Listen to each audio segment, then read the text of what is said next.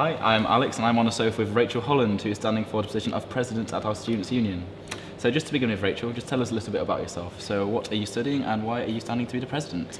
Okay, so I am a third year Ancient History and History student, and I'm studying for President pretty much because I've been a part-time officer for the last 2 years. I've done quite a lot of society work. I've been a course rep, I've been a student staff member, and I think that overall my experience has kind of fed into why I want to be in the role. And President was the one that seemed ideal for me, which is why I chose to go for it. Right. So there's been a considerable decrease in voter turnout over the last few years in regards to Union Council, so 35% decrease in 2014 compared to 2013. So what makes you think that people will actually vote, and why should people care to be engaged in union politics? Okay, so I think when it comes to Union Council, it's actually down to the candidates to go out and get students engaged, because ultimately they're the ones running, and they should be the ones that show students why they care.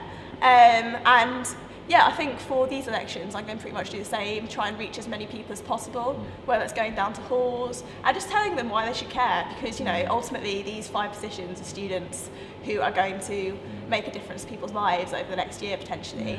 And I think that if students vote, they'll get the policies they want seen through, ultimately. Okay. So since the start of the election, there's been a decrease in the number of candidates actually running for the election. So it decreased from 20 to 13, which is a 35% decrease. So what is your reaction to this, and why is it so? And do you think it indicates a lack of interest in union politics? I don't think it indicates a lack of interest. I think that the candidates who dropped out maybe weren't aware of what the role actually entailed, or maybe it was because they didn't think they were cut out for the job ultimately, or maybe didn't realise it was a full-time position. And I think that is a fault of the union actually in that case, by not necessarily advertising these positions well enough and kind of telling students why they should care, and being like, oh, it's just something to put on your CV, it's a great experience to run. So if you were president, how would you advertise it differently? This is a very good question, Alex. I'm not really sure. I think it's something I'd have to work with various students' union departments on, including the media groups, marketing as well. And I think ultimately by starting advertising it a lot earlier, that would help. That'd be good. And kind of advertising positions throughout the year, not just around election time, because I think giving it's a big commitment. Yeah, and giving people a week to decide if they want a full-time job, to run for election for a full-time job for an entire year, is a very big commitment to make in a week. So I think we should be telling people about this a lot earlier. Okay. So there are currently 14 sabbatical positions. Now, as I'm sure you're aware, 5 are being contested this month. Now, do you not think there are too many positions? And surely this advocates a conflict of interest which impedes effective union policy? Is this in terms of part-time officers as well? Full and part-time. So the 5 full-time officers, I think we've rearranged the roles this year, obviously. So instead of 4, there's now 5. And I think that's a really good thing, because it means we can tackle societies as well as welfare, which was the issue with previous roles. In terms of the part-time roles, I do think there's too many. I think the part-time role should be primarily about representation. So cut any? Sorry? Would you cut any positions? I'd probably cut environment. I'd cut health and well-being, so we now have a full-time well-being officer.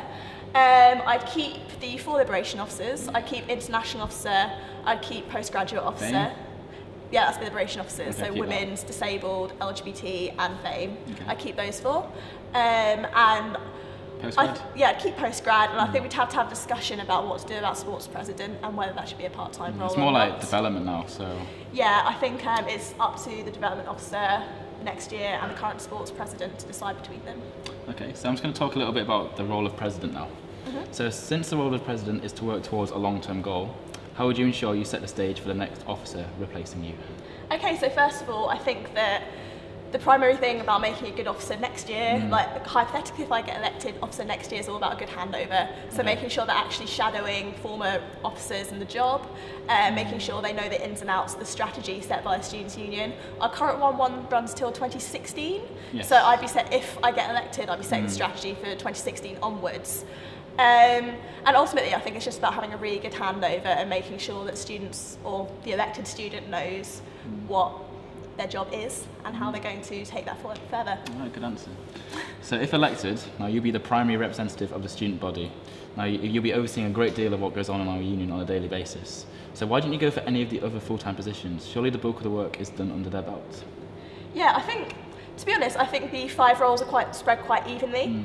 I personally went for president because I'm really interested in the strategic direction of the union and kind of how to bring everyone forward and make the best of people and make the best of the union ultimately. Whereas I think the other roles are a bit more specialised, whereas I'd rather see the entire strategic direction. Okay, so I was going to move on to your manifesto now. Yeah. So if you can, what is your #1 priority if elected? What's the one policy that screams? The #1 priority for me, or for the union as something to push forward? Which one? For what you think would benefit most students? I think indirectly the thing that would benefit students the most would be the removal, well, the increase in autonomy in student groups and the removal of kind of the bureaucracy behind it. So maybe making everything more streamlined into like less forms and that sort of thing, so student groups actually have the chance to do what they want to do. And for example, if you had campaigning societies running campaigns on campus that actually engage students, then that would affect a lot more people than any of my other policies. Okay, so I'm just going to go on to your manifesto now. So in your manifesto, now you advocate a union that is there when you need it, so to improve, I assume, student well-being. You also push for a union that supports your studies for education. Now, do you not think as president, if elected, you will encroach the other responsibilities of well-being and education? I think that's a very fair point, but I think there's a lot to be worked on with other officers, because obviously the role of president, again, is kind of line manage the others and oversee everything they're doing, and ultimately if people elected are working towards the same goal, it should be an issue what's in my manifesto compared to everyone else's. So do you not think there'll be no overlap? There will be overlap, but I don't think that's a bad thing. I think if many hands make light work, the more people working towards something, the easier it gets. Okay. That's a fair point. Okay, so freedom of expression is a current hot topic at the Students' Union. Yeah. So what is your view on freedom of speech here at the Students' Union? I think freedom of speech is really good to an extent. I agree that we've got a current no platform policy, and I think it's right that we don't allow fascist groups such as the English Defence League and the British National Party on campus. So freedom of speech until it starts to harm others? Yeah, that's pretty much what I agree with, because I think ultimately freedom of speech benefits the majority and doesn't protect the minority at all. I think we need to be looking at the minority in this case, because they're the students that aren't engaged in the union, and they're the students that won't shout about it when they are feeling unsafe. Yeah, of course. So I'm just going to give you a hypothetical scenario now, just following on about freedom of expression. Now, as I'm sure you're aware, the United Kingdom Independence Party is doing particularly well in polls. Yeah. Now, say if a group of students want to set up a society here at Leicester, what would you say to this? To be honest, there's nothing stopping them doing it, because what about no platform? They're not officially a fascist party, technically. So I think the best thing to do in that case would be to work with the ARC, look at the current no platform policy, and then kind of consult students about it as well. I think the big question is, in such a multicultural university, will they actually reach the 25 member limit needed to make a society? Okay. So say if we got rid of that 25 member limit, hypothetically, what would you say? So if they had a stall at Freshers' Fair, for example? Yes, if they had their stall at Freshers' Fair. I personally wouldn't see a big issue with it. I think they're not the same. They're not at the same level as the BNP or UGL at the moment. I think if they did start having policies that directly harmed, directly racist policies, because in my opinion they are a racist party, and in no way I would support them. But I don't think it's as overt as it is with other parties, and until they start to become that way, I don't think there's anything stopping them on campus. So I'm just going to ask you just one final question. Now, do you accept that if you become president, you represent the entire student body, and therefore you have to represent everyone's views? Now, for example, the banning of the Sun newspaper did cause quite a lot of controversy in the Students' Union. So how do you intend to represent the students that do support the Sun? Well, the Sun have actually got rid of page 3 now, so the campaign worked. There still needs to be a discussion whether it needs to be brought back into the shop. But I think, again, just consulting with students, like happened when the No More Page 3 campaign got brought, it did actually get 800 signatures on the petition, which personally I thought was quite representative of student view compared to a lot of other, considering... So it was a legitimate decision? Yeah, I thought it was a legitimate decision in the first place, and obviously it was passed democratically by Union Council, and if anyone wanted to bring a counter proposal, I'd be more than happy for them to do so. All right, awesome. Well, thank you very much, Rachel. You're welcome. Thank you.